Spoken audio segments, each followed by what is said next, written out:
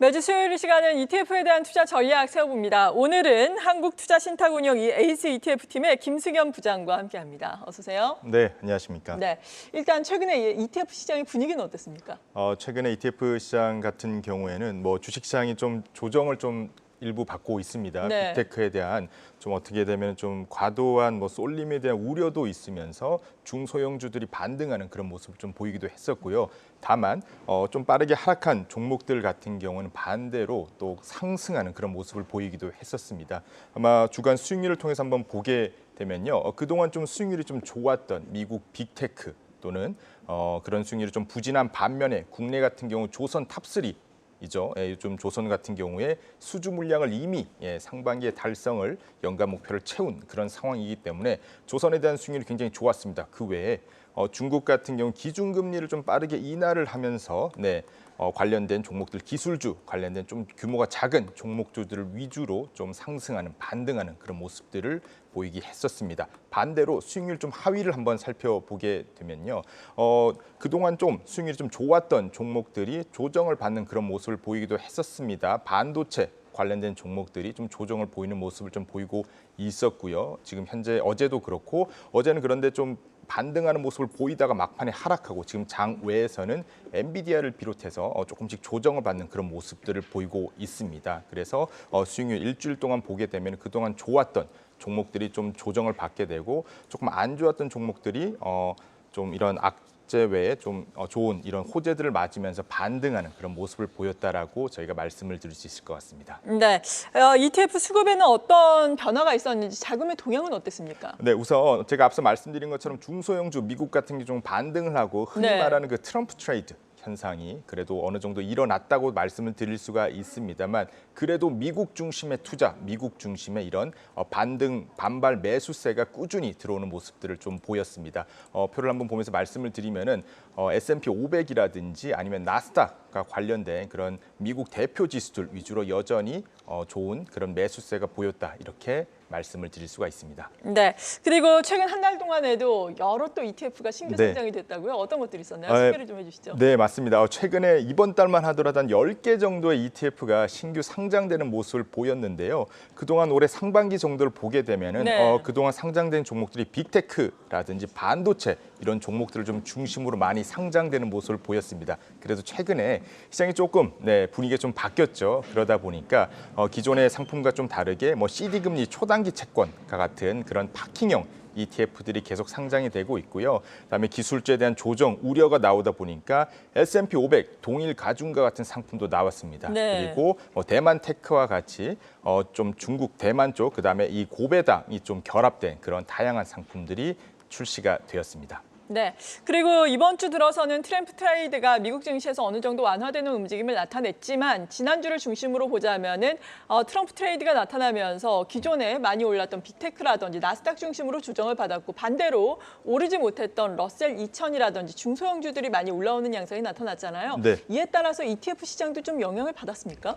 네, 맞습니다. 우선 큰 기조는 사실 어느 정도 유지가 되고 있는 상황입니다. 미국 대표 지수라든지 나스닥 또는 기술주에 대한 투자는 어느 정도 유효한, 그다음에 매수가 나오는 상황이었습니다만, 말씀 주신 것처럼 트럼프 트레이드, 그다음에 중소형주, 미국 금리 인하에 따른 그런 수혜를 받을 수 있는 러셀 2000과 같은 그런 중소형주들의 매수가 조금씩 나오는 상황들이 있었고요. 그다음에 시장의 변동성이 아무래도 조금씩 증가하다 보니까 자연스럽게 파킹형 ETF 또는 단기 자금을 활용한 그런 ETF, 좀 대기 자금이라고 하죠. 그런 자금에 대한 투자가 계속적으로 누적되어 있다, 이렇게 볼 수가 있을 것 같습니다. 아무래도 이번 주부터 오늘 아침에도 테슬라라든지 관련된 종목들, 빅테크, M7 종목들의 실적 발표가 계속 시작되고 있는데요. 이런 실적 발표에 대한 흐름, 그다음에 정치적인 이슈에 따라서 어느 정도 시장의 변동성, 그다음에 섹터에 대한 순환매가 계속 나올 것으로 예상이 되고 있고, 관련 ETF에 대한 대응도 맞춰서 움직임이 일어나고 있다, 이렇게 말씀드릴 수 있습니다. 네, 그렇군요. 그렇다면은 자금의 흐름도 저희가 궁금하고, 이에 따라서 볼 수 있는 종목이라든지 추가적으로 해주실 수 있는 말씀은 어떤 것들이 있을까요? 네, 아무래도 이번 달에 상장된 그런 ETF들에 대한 관심이 조금 더 이어질 것으로 보고 있는데요. 자연스럽게 기술주에 대한 그런 비중이 너무 높은 상황이기 때문에 S&P 500 동일 가중에 대한 투자를 통해서 기술주에 대한 투자를 조금 더 포지션을 자연스럽게 줄이면서 S&P 500과 같은 미국 투자를 이어나갈 수 있는 그런 방법도 하나의 좋은 투자 대안이라고 생각을 하고 있고요. 반대로 이 최근 시장 같은 경우는 이렇게 사전에 예측하는 것은 사실 좀 어려운 상황입니다. 왜냐하면 이 대선 이슈라든지 아니면 실적 발표에 대해서 저희가 사전에 어느 정도 예측하고 매매를 좀 예상하는 매매를 하기보다는 이 대응의 이런 장세라고 저희가 생각하고 있습니다. 그래서 그동안의 대기 자금 같은 경우는 CD 금리, 뭐 초단기 액티브와 같이 파킹형 ETF를 통해서 어느 정도 대기를 하고 있다가 실적 발표 결과에 따라서 빅테크 중심 그다음에 이런 러셀과 같은 어느 정도 그동안 좀 소외됐던 종목들에 대한 관심도 꾸준히 이어지는 게 중요하고요. 그다음에 최근에 국내 투자자분들이 굉장히 좀 스마트 투자자분들이 많으십니다. 그래서 파킹형 ETF가 10개가 넘는데요. 이렇게 표에서 보시는 것처럼 초단기 파킹형 ETF를 고르실 때는 반드시 YTM이라는 연초 이후에 또는 예상 수익률을 꼭 확인하면서 수익률이 높은 ETF 위주로 이 단기 자금을 투자하는 것이 굉장히 중요하다. 이렇게 저희가 보고 있습니다. 네, 그렇군요.